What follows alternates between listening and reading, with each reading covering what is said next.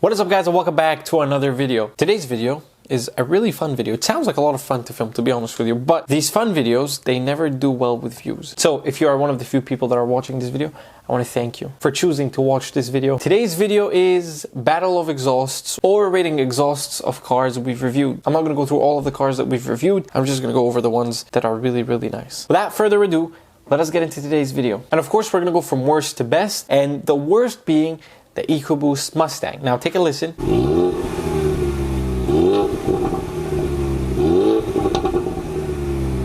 Now, as you guys have just heard, this is the most recent car review we filmed, and this one sounds a lot better than my 2016 EcoBoost Mustang. I just feel like it's lacking a little, but this one just happens to be the worst sounding car, in my opinion, that we've reviewed. Yes, there's a GTI. Yes, there's a couple of other cars that are a little bit questionable, but I'm talking about nice cars, okay? We're only doing the nice cars today. The EcoBoost Mustang lacks a lot of things, and sound is one of them. Don't get me wrong, it's a great car. I have an EcoBoost Mustang. I also have an EcoBoost Mustang right now.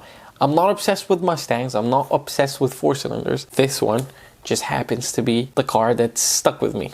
I'm always stuck. Me and the EcoBoost Mustang are one. Just wherever I go, I find one. I'm not complaining. I'm happy. Initially, I was supposed to get a Camry, so at least I'm not driving a Camry. I'm driving a Mustang. The second worst sounding car on this list is the BMW 540. Another car that unfortunately we own. It is my dad's car, and you know what? It's a good car. It's comfortable. It's luxurious to an extent. It's an all-round car. It's just like you look at it and you say, wow, it's a car. There isn't crazy luxury. There isn't crazy performance. There isn't crazy features. There is nothing crazy about that car other than it's just a car, which is not crazy because there's a lot of cars out there. But anyways, take a listen so you understand what I'm talking about.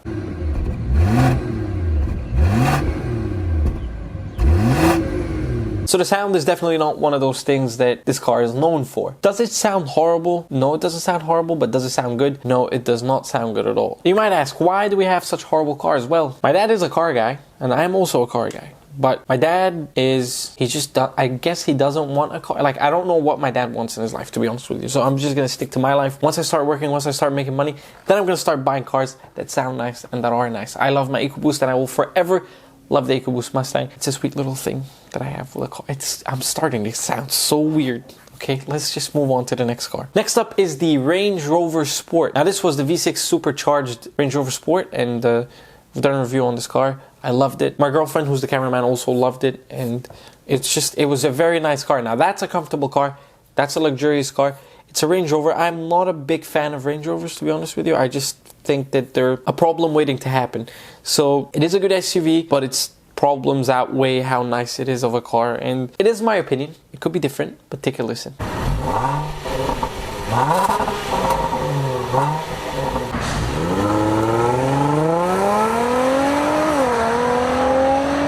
Now that car sounds really good, and especially when we were launching it, I did notice that it sounded really nice. Next up is another 4-cylinder, which is the Mercedes CLA 35. Now, when I first saw this car, I wasn't a big fan of the way it looked. I just thought it's a little bit soft and feminine, but you know, as I got closer to it and as I started writing about it and as we filmed it, I thought it's a great car, you know. I don't think I would personally buy a CLA 35, but it's definitely one of those cars that now I see on the street and I give it respect. Because not only does it look good, it drives really good, and it performs really well, and it sounds really good.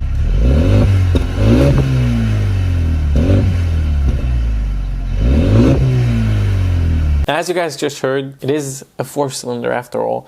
And a lot of people don't tend to agree with me when I say this, but all 4-cylinders just have this distinct sound, and it doesn't matter which car manufacturer made that car. It's just 4-cylinders. They sound like 4-cylinders. Like when you hear a car, you're able to tell if it's a 4-cylinder or not. But anyways, the CLA 35, it does sound really, really good. Next up is the Mercedes GLE 53. Now, the GLE for me was kind of my dream car, or a dream SUV, because I never had one car that I want to be my dream car. I have many cars in many different categories. You know, you can ask me, what's your favorite this? I'll tell you that, but you can't just tell me what's your all-time favorite one car.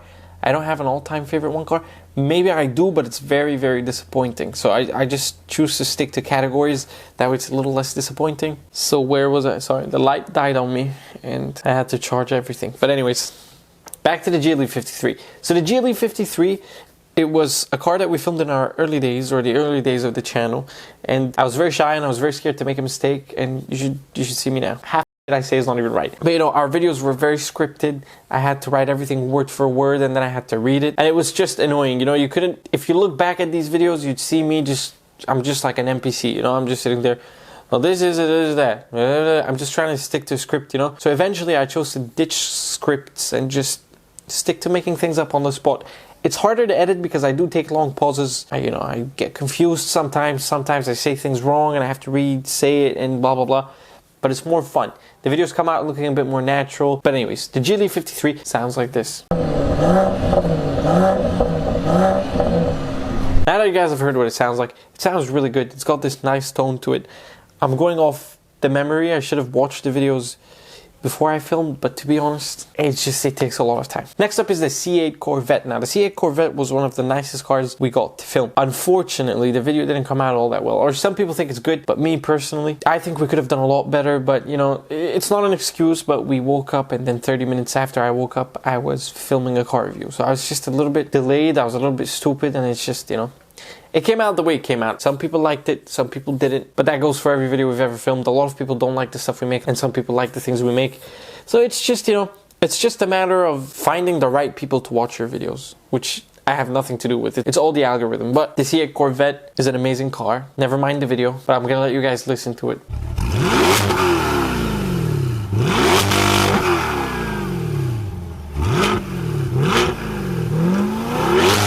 So as you guys just heard, there is nothing to complain about. It's a V8 naturally aspirated. It sounds so good. It sounds very aggressive. It's got this ear-stinging tone to it. I don't know if you understand what I mean, but some cars just have this like super thin sound that comes out in the midst of all the aggression and all that just blinds your ears.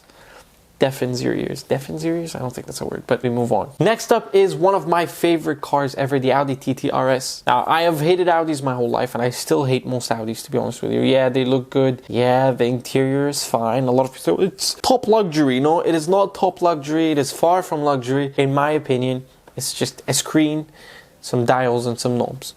Same thing you get in every car ever. To be completely honest though, the dashboard is something that they've mastered. I like the dashboard of Audis. It looks super good. It has tons of features, tons of things you can do, and it's really nice. But the Audi TT RS is different. Now, when I was getting ready to review this car, I wasn't expecting much. I just thought it's a 5-cylinder. That's very odd. It's just not going to be a good car because I know the old TT RS was just a piece of crap. A lot of people were complaining about it. It had a lot of issues.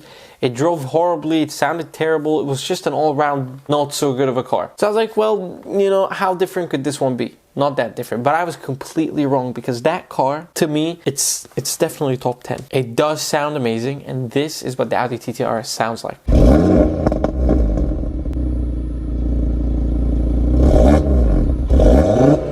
So we can't lie, it sounds amazing. I think it sounds really good.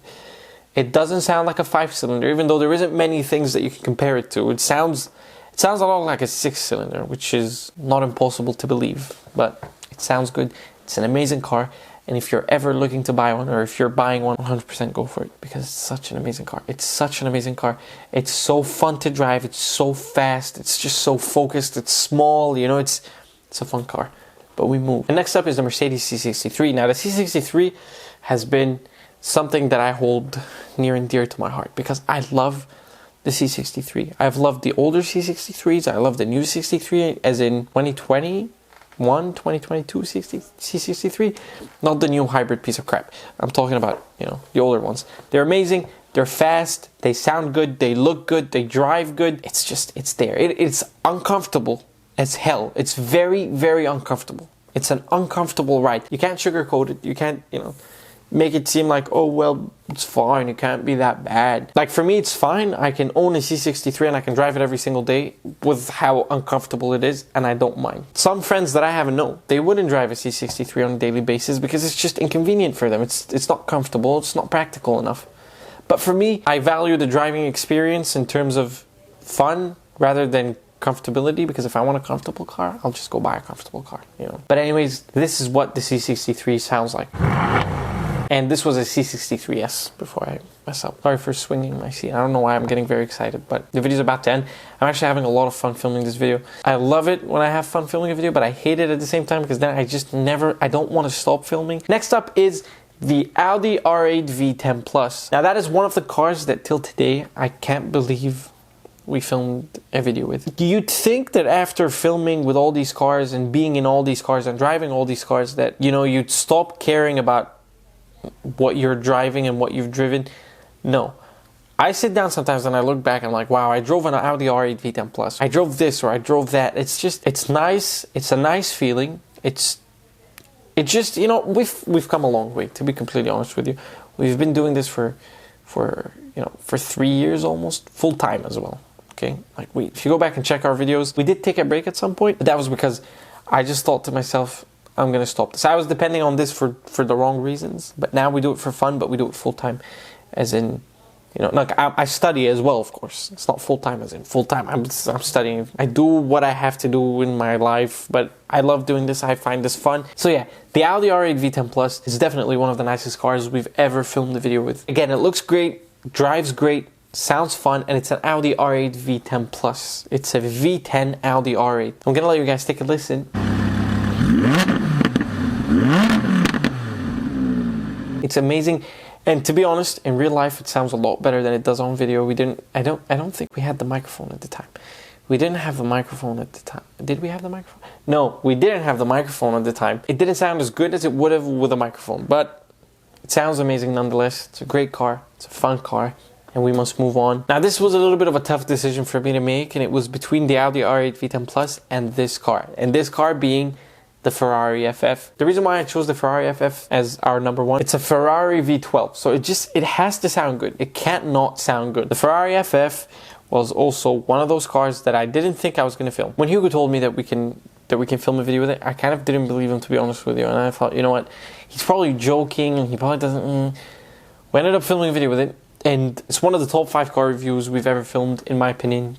The audio was good, the video was really good, you know, the flow was nice, and people watched 98% of that video, and it's something we don't get at all. People usually, you know, we usually have 100% retention in the first 10 seconds, and then at like the 15th second, we're at 80%, and then after a minute, we're just dealing with 40 and 50%. I'm not complaining. I'm glad that some people decide to stick around and finish the video, which is great. But that video, it had 100% all the way towards like the last 10 seconds, and then it started to drop. It was just an experience. It was an experience. It's a super fast car. And yes, there are a lot of cars in the world that are faster than the Ferrari FF. Don't get me wrong. But what Ferraris have taught me in my life is when you get in a Ferrari, you tend to forget about 0 to 60 times. It's not a sport. It's not a BMW M4 competition or M3 competition or a C63 where, you know, you have to feel the 0 to 60. It's something different. It's something different. It's very like, I don't know what's the proper word, but it's like a very positive experience. You just, wow, like it's just amazing. It's just amazing. But anyways, this is what this V12 Ferrari FF sounds like.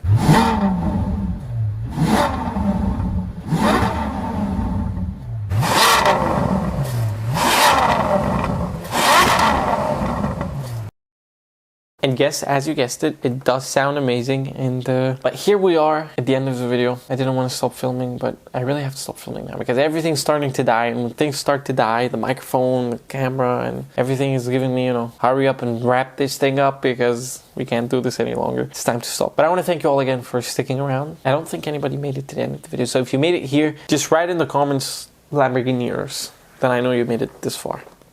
And if you have, thank you again, and I hope you enjoyed today's video. I hope I didn't talk so much. I mean, I am talking so much, but I've enjoyed filming this video, and I hope you guys enjoyed watching it. And yeah, I'll see you guys next video.